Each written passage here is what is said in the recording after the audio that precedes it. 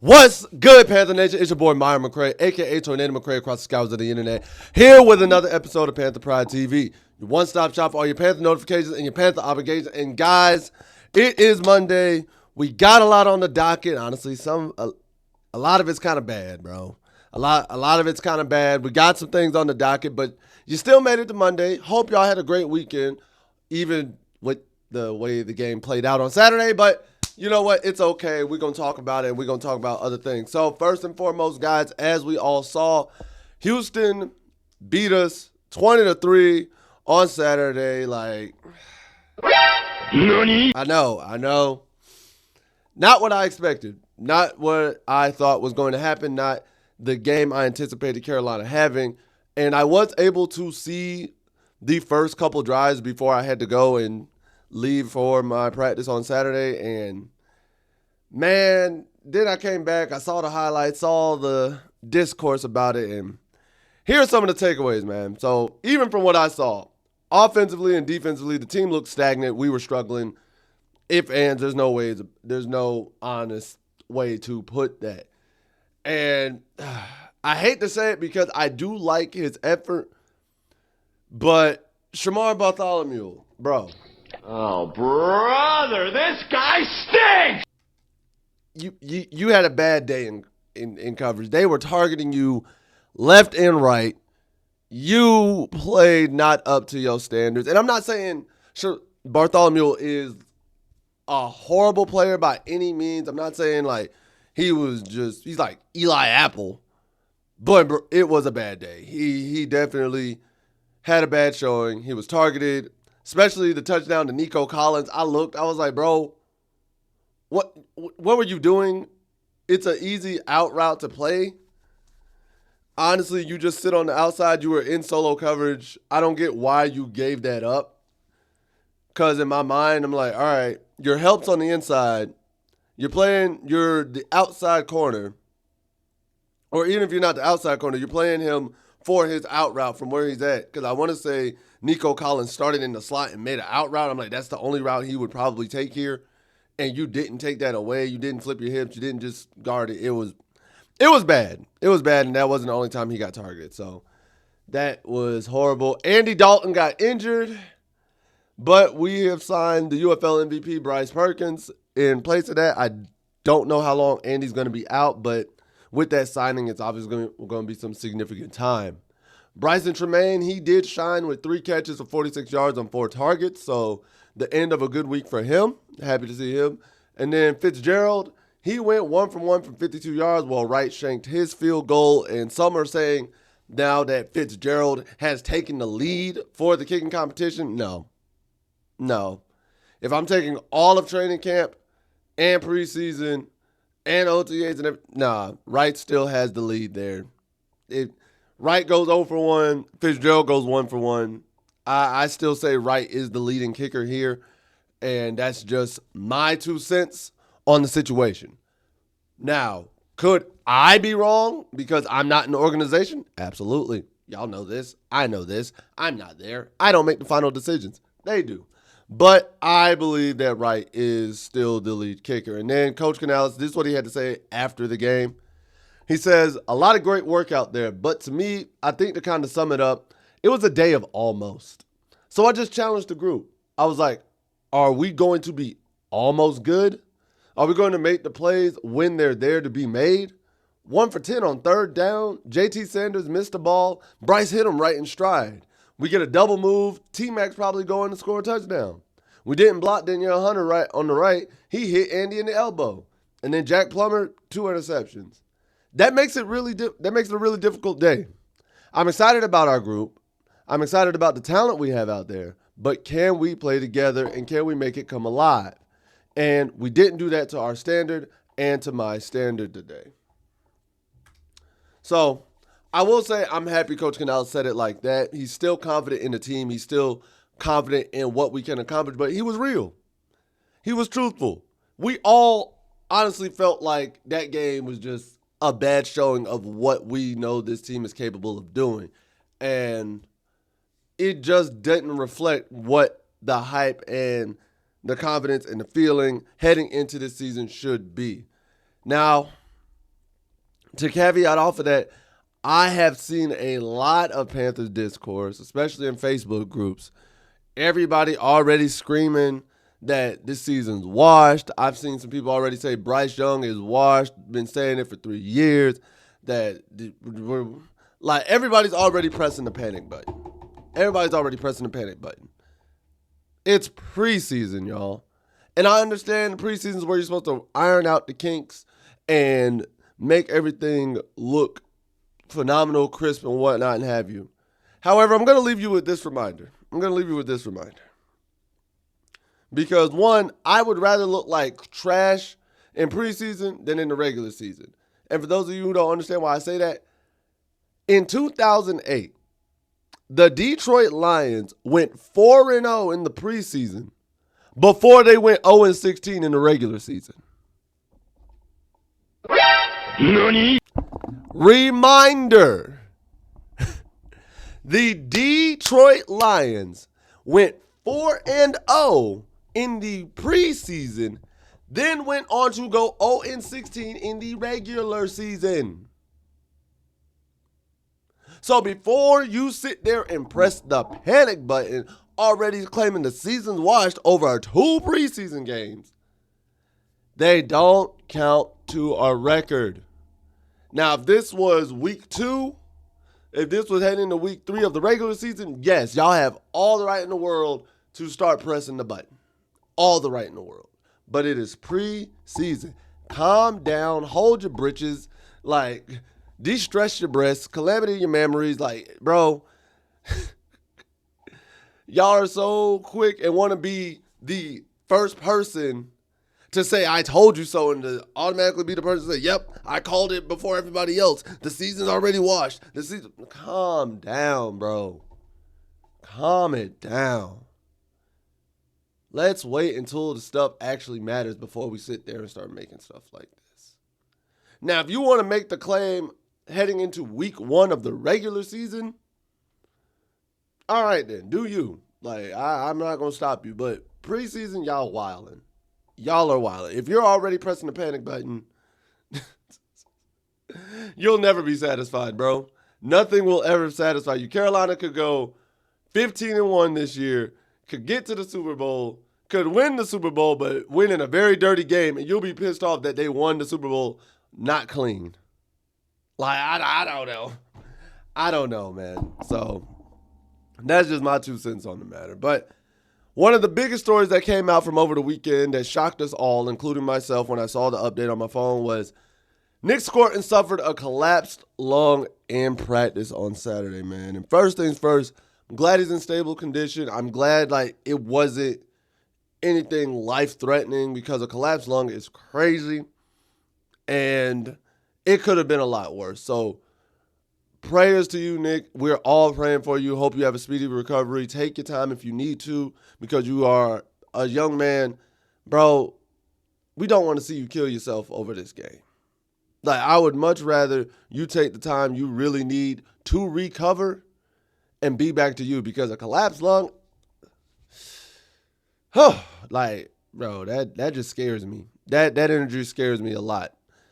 And shout out to the team for recognizing quickly, like, oh, hey, this ain't it. Because here's what Coach Canales had to say in regards to the collapsed lung. And he said this is how it went down at the practice. He's like, it was a very physical play. It was presenting like heat exhaustion because he was having trouble breathing. He was getting tired and all that, so we cooled him down, but we couldn't get him to respond good enough to where we felt comfortable about putting him back into practice. And afterwards, they said because they didn't feel comfortable, they sent him back to the hotel, and that's when they realized how bad it was and immediately got him to a medical facility to make sure he got treatment and things of that nature. But Nick suffering a collapsed lung just a couple weeks before preseason. It sucks because he showed a lot of promise. He showed so much potential, so much grit, and I genuinely think he has the potential to be one of the foundational pieces heading into the future. So the fact that this is how his career is starting kind of sucks. And I'm sure he's never experienced this before in his playing career. So this is new to him. Now he's freaking out like, yo, what's going on with me? I've never had this happen. Why is this happening now? Why now of all times? And I understand as a player, you never want injuries like that, especially when you're on the cusp of achieving what you want to achieve. When you are on the cusp of being like, I am an official NFL player. I officially played my first official NFL game. It's only 2 weeks away. And you get this. Sucks. It's really saddening. But I'm more so sad for the human. Football at the end of the day is football, bro. I could care less. I just want to make sure the human is okay. Because we treat these players like gladiators. We treat them like kings and gods and things of that nature. But we also have to remember at the end of the day, that's somebody's husband. That's somebody's father. That's somebody's son. That's somebody's cousin. That's somebody's brother. Like, that's somebody's nephew. And if something happens to them, that is a loved one that they have lost. If something happens to them, that is somebody who they have watched grow up for their entire life, just gone. And we all have lost loved ones here and there, and we know that's not a great feeling to have, man. That's still a human at the end of the day. So regardless of how much money they make, that's still a person. And their health is prioritized over any sport, any entertainment venue, any medium that they participate in, whether they're like scientists, botanists, things of that nature. They're still a human. So make sure they're okay. Make sure they're okay, especially in this sports world. We can get too riled up and be like, oh, why? It's a slight injury. Get back in the game. It's easy to say that from the sideline. It's easy to say that from the sideline. I will say that. And then thirdly, it kind of goes hand in hand with this because of his injury, because of the position Scourton plays. But apparently now, trade rumors, trade interest is back on from the Cincinnati Bengals for Trey Hendrickson. Trade rumors, Trey Hendrickson. Sorry, I'm lame, I know, but that's okay. And apparently, out of reports that have come out, there are only 3 teams that are interested in getting Trey Hendrickson: the Cleveland Browns, the Indianapolis Colts, and the Carolina Panthers. With that being said, rumors are saying that Cincinnati is looking for an impact player, maybe 2 impact players, and a draft pick to trade for Trey Hendrickson. And based off the discourse I've seen from Carolina Panthers groups, both on IG, Facebook, Twitter, all the medians, here are the common names I've seen in that trade, bro. So I have seen in the trade for Trey Hendrickson. What in the world? Hold up. Let me move. They wants to be. Let me get this up for y'all real quick because it kind of shocks me that this is what I've seen. And I know, man, not a technical difficulty. Not like this. Not like this. Well, what have I gone? A week, 2 days, 3 days? Without a technical difficulty? Dang.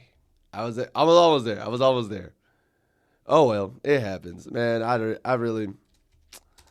I really do not mind. But here it is. So, here's the rumor. So, Cincinnati, so obviously Carolina would get Trey Hendrickson. Cincinnati, from what I've seen, the consensus of players in these trade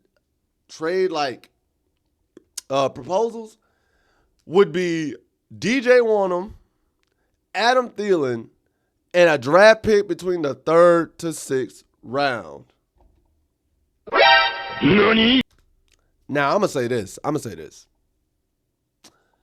Wonnum, I'm not mad at y'all for putting in these trades. Again, I don't know how many of y'all have seen this. I don't know who. I've seen a lot of that name. I've seen a lot of Wonnum in trade proposals. I've seen Thielen in a lot of trade proposals. And the picks is always usually like a third to a sixth rounder between that frame. I'm not against putting DJ Wanham in that trade package. I am absolutely against putting Adam Thielen in it. And the reason why I'm against putting Adam Thielen in it, because Adam Thielen has been Bryce Young's security blanket on offense. I'm not trying to get rid of that. And he's a savvy vet who can still get the job done. I'm being truthful as it can be. I don't see why. Now, if you're going to trade Adam Thielen, I say trade him at the trade deadline, not before the start of the season. That's me. If you're going to trade Thielen, he is a trade deadline trade, not a start of the season trade. DJ Wanham, hey, if you want to get rid of him, cool. A third to sixth round pick, that makes sense. That makes sense. I could see that. The only issue why I still wouldn't take this trade for Trey Hendrickson is because of the contract, bro. His contract is going to be expensive. His contract is not going to be cheap. It's not. So that is going to put Carolina in a huge financial hole. A huge financial hold. Not hole. Like, financially, it just doesn't make sense. Player-wise, scheme-wise, it makes sense. Financially, it doesn't make sense. And then there's also the aspect of, like, you know, Micah Parsons is on the trade block too, so it's like, all right, cool. Which one do we want to get, Micah or Trey Hendrickson? And both of them are financial hell, so, hey, pick your poison at that point. Who could you get the better deal for without giving up? That's honestly what that comes down to. Because if you're going to get either one of those gentlemen, which deal does Carolina give up the least amount of assets? That's honestly the name of the game. What deal can come out to where Carolina has to give up the least amount of assets to get a player of those caliber? That's where it's at there, and I'm interested to see how it goes. And then, obviously, you had the Panthers freeze frame of the day, and there wasn't a lot from the game that was happy, but I really thought this shot of Rico Dowdle taking a handoff was really, really cool. I just love the angle as a guy who does these videos, who does photography, drawing, and things of that nature. And my job in the military was in media and public affairs and things of that nature. I love this shot. I really do. I think it's really cool. I think it is a just picturesque shot that really captures Carolina trying to establish the run and so on and so forth. So I really like that.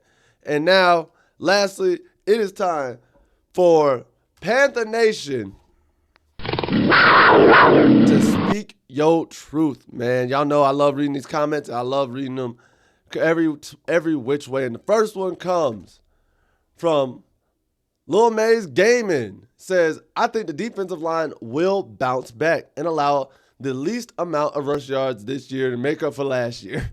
With DB back and all the young talent, there's no way they won't make up for it. I mean, yeah, I can see where you're going with that. We just lost some of our young talent with Scourton, though, but I get what you're going at it. So I see the vision. I understand why you're saying that, and it makes sense. Next. Scientic, my man says, baguette is good, but what about Princely? You mind me yelling? That's a good one. That is a really good one. Princely, that is a really good one. Princely, you mind me yelling? Y'all giving me some good ideas, bro. I kind of like that. I really do. And again, Xavier Baguette, I love it. And I'm going to go with that. And then last comment comes from Alain Foster, 4415, says, not trying to hear that explanation. XL works. Not policing, but you be rude and privileged. Okay, so let's eat that comment up real quick. So logically, that doesn't make sense to what you said. And here's why. You heard my explanation. You heard my explanation of, I have heard from the source himself, Xavier, say his last name 2 different ways. I've heard that from the source himself. I've heard him say Liget and Leggett. I know and have been through Mullins, South Carolina, and have heard people pronounce it Liget and Leggett. And because of that, I will say it either way I choose. And I also just came up with a cool nickname I thought was funny, which is Xavier Baguette. Because he's getting that bread. Like, he does what he does. And you tell me you're not trying to hear that explanation, XL works. I am a human. And then you want to say not policing, but I'm rude and privileged. Care to elaborate where that privilege came from? Like, care to elaborate? Am I rude because I called out your comment in the last video and you didn't like it? Because I never said a bad thing about what you said. I just told you because of these sources, because I've heard different things from the sources, I can choose either option. And then also being a human being who is just a creative individual, I came up with a third nickname for the man. The same way we call Jalen Coker Coke Zero. I know I do. The same way Bryce Young is BY9. The same way Tedero McMillan is T-Mac. Xavier Baguette works for me. Adam Thielen's called the Godfather. So where are we getting that? Where am I rude and where am I privileged? Freedom of speech does not mean freedom of consequence. And the consequence here was I called it out. That's it. That is all that there is to it, bro. I respect you as a Panthers fan, but to say I'm rude and privileged because I called out your comment and you didn't like it doesn't make sense. And then you're not trying to hear my explanation, but my explanation is logically sound as to why why I chose to go with Xavier Baguette. Because Liga and Leggett have both been said out of his mouth and has been said out of multiple commentators. English is not one all. Everybody's dialect is different. You're not going to get mad at somebody who says something a different way just because that's the way they've been raised to say it. Like, if you were to say my name is Myron, Myron, but a lot of people say Myron because it runs together. And I'm not mad at people who say it that way. If somebody says my name Myron or Myron, either way, it is still in the same venue of my name. Just depends on where you're from. So let's not do that, bro. Like, I respect where you're coming from, but if you're going to say I'm rude and privileged, please elaborate as to where I was rude at, because I don't know if you're saying I'm rude and privileged because of me choosing to say Xavier Baguette, or if you're saying I'm rude and privileged because I called you out on your comment and you didn't like it. Like, hey, when you put it out there, there's content for me to respond to. And sometimes a lot of y'all didn't like me when I first got here. A lot of people unsubscribed to this channel when I first started doing it because they didn't like me. So I don't know, man. I don't know. I just think it's kind of funny. I have no ill will, but I will say Xavier Leggett. I will say Xavier Leggett. I will say Xavier Baguette, and I will say XL too. If you don't like it, I'm not sorry, because at the end of the day, I am a human with free will to do as I please, just like you are. That does not make me rude. That does not make me privileged in any type of capacity. And if you want to have a regular conversation, you want to have that talk, I am more than happy to have that talk in any place. It can be here. You can message me on my personal info at Tornado McRae. I will gladly talk to you face to face and we can hash it out just to clear up any miscommunication. So I'm putting that out there for you. Just let me know how you want to handle it. But we're going to get off of that, man. Just had to address that real quick because it just caught me off guard. But with all that being said, guys, thank you for enjoying this video. Please make sure to like, share, subscribe, and hit that notification bell at the bottom because I need y'all to always be notified of when these videos are dropping. Next, comment below and let me know, what were your thoughts from the game on Saturday? What do you think about Trey Hendrickson trade potentially? And truth be told, how do you think Carolina should move forward now that Nic Scourton has been put on the He's week to week, but he's going to be injured for a little while. Because I have heard the rumor that Jadeveon Clowney's getting brought back or may be brought back. So I don't know. Let me know in the comment section below because at the end of the day, like I said, I don't know. What do I know? I'm just a skinny brother with 2 tats. Peace. Much love to all you Pats Nation. Take care. Later days. And as always, keep pounding. I'll see you next time.